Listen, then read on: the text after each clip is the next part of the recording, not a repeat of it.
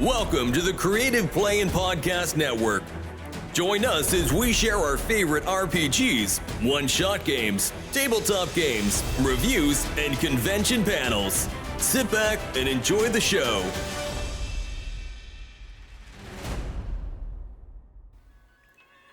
Hi, this is Kelly, aka Trixie from Ragnarok and Roll, assigned to Ragnarok Story, and Tilda Wimblewick from D&D Journey of the 5th Edition. First off, I would just like to say thank you to everyone for listening to our varied adventures, as well as for rating us on iTunes and RPGpodcast.com. If you haven't rated us yet, we would greatly appreciate it if you could. And if you're looking for more ways to support our efforts, we are now on Patreon, a great site where you can help us continue making more podcasts, as well as some special surprises for our patrons. If you can, please look us up at www.patreon.com/cppn. Every little bit helps. And again, thank you for listening. Hey guys, Jim here. Hey, Kelly. And welcome back to the recent #RPGaDAY2025. Recent, is that recent is the prompt of is the the day. prompt?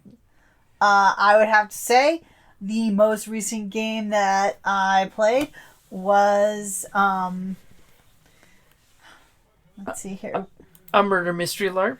Well, yeah, but I was like, yeah, that counts as an RPG. It does. Right? Or Daggerheart. I mean, because it did Daggerheart, but unfortunately, I did have to step out. But fortunately, the most wonderful, lovely lady, who had played the intro before and had played the character that I had, was able to step in and take over for me while I was setting up for the murder mystery and stuff.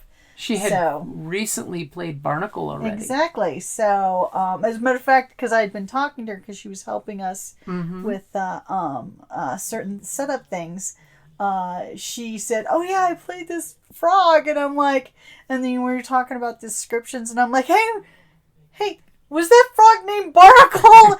Was it afraid of water? And she's like, yeah, and I'm like, I want that one. She did have a special love for Barnacle. Yes. And it was a hoot. I did enjoy what I did get to play. So, but it was, I guess, the murder mystery, because I actually had to play one of the characters. Mm-hmm. So but we had a great time today at the RingCon Family Game Day fundraiser for the actual RingCon coming up in October. Exactly. Although that's going to be a different one. The fundraiser we do is typically a reprisal of last year's murder mystery for those who didn't get to participate. Not as much swag, but still swag. It was the most recent murder mystery you wrote. It was we're already. It's not, because we're working on. Well, it's the most recent one you ran. Yeah, it is the most recent one we ran. I'm trying to word drop as much as I can. Yeah. So, yeah, I would have to say that that's not recent. Mm-hmm. So, for recent, I would definitely say getting to run the Daggerheart one-shot was fun. Mm-hmm. Getting to see different players get to play Daggerheart for the first time, because, of course, our super secret Sunday group that recently played on the 10th was the first time you got to taste Daggerheart in Roll20. Yes, it was really cool. Isn't it different between Roll20? It is. It's different, and that the hope and fear mechanic is it's interesting. Yeah, it's almost like Star Wars and Genesis dice. Mm-hmm. You see that triumph and despair, fear, great people. Because you can succeed, and you either succeed with hope or succeed with fear. And it's like, okay, you succeeded, but you took your threat. Mm-hmm. I get to take Star my Wars. turn. Exactly. Whereas this, it's like with fear, Mm-hmm. And you should have seen during the one shot. Here's a little spoiler for that one shot. That in the final fight, every time I had fear, I could spend a fear and summon 2 new skeletons. And then spend another fear to have them gang, all the ones within very close range, gang up on one person and attack.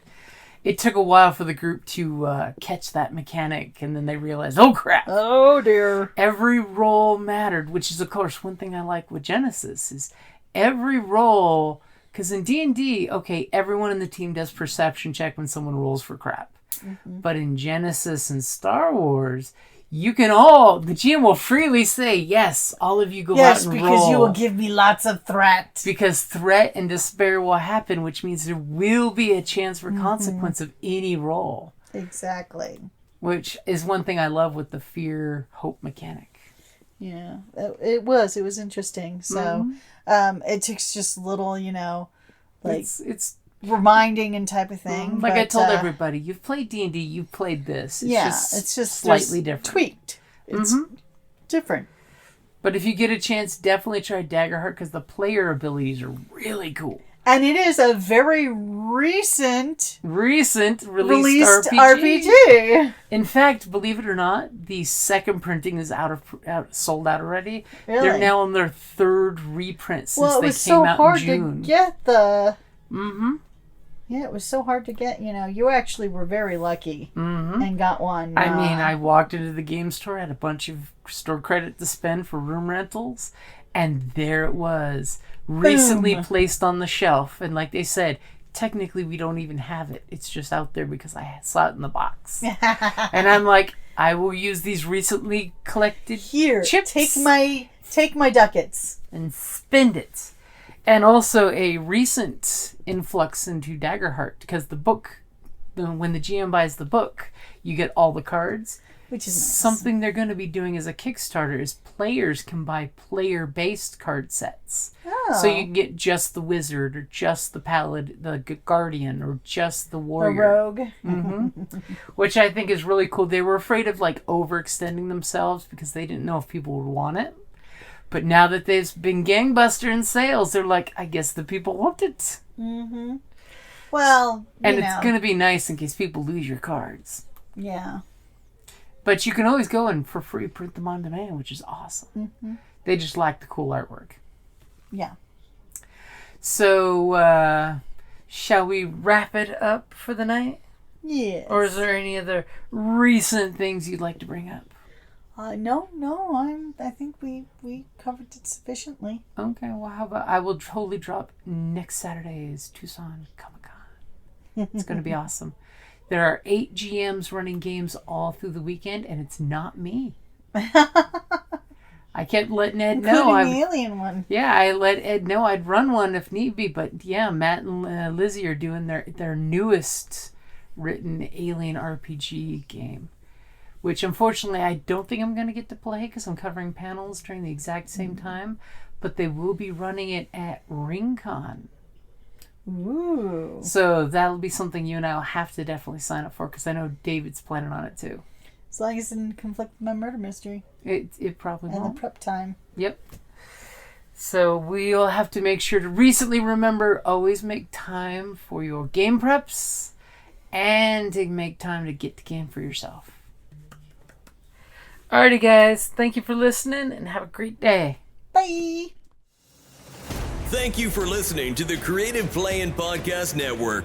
If you enjoyed our show, please check out D&D Journey of the 5th Edition and Ragnarok Enroll a Scion Hero to Ragnarok Story. Also, check out our Patreon page for more content and behind-the-scenes things, as well as joining us for a one-shot game or two.